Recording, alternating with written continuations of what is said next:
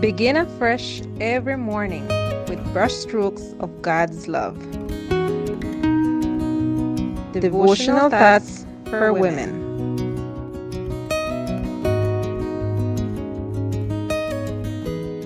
A pleasant good morning, dear friends. Today, June 18th, our devotion is entitled Tears Turning into Laughter. Our scripture reading is from Psalm 30, verse 5. Weeping may endure for a night, but joy comes in the morning. I remember a mother enveloped in a tremendous sadness.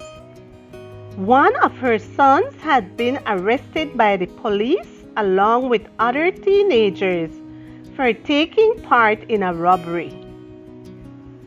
His staying in a rehabilitation center for juvenile offenders devastated his mother.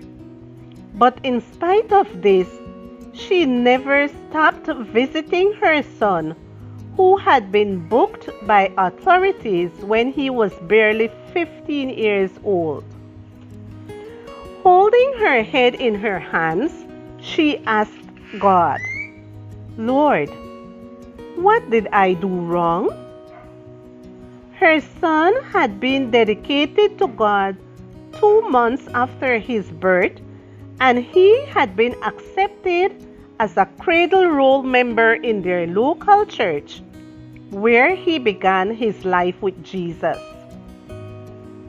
When he became a teenager, he was persuaded by a group of friends to break the law.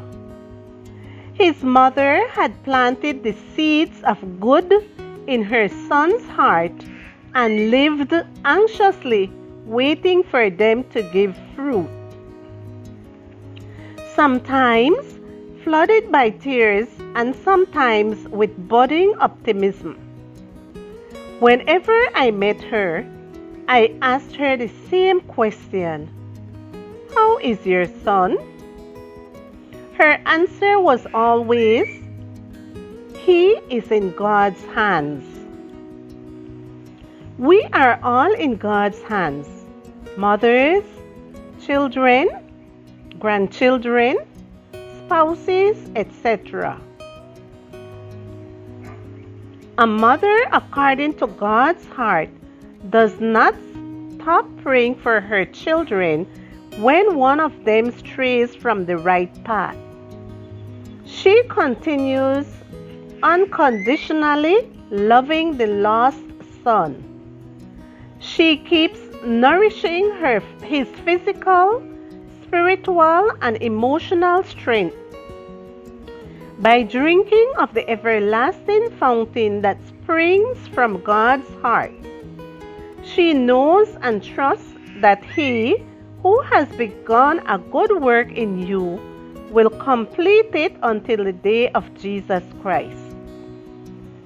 Philippians 1:6. That morning, the church was at its finest. A baby would be dedicated to the Lord.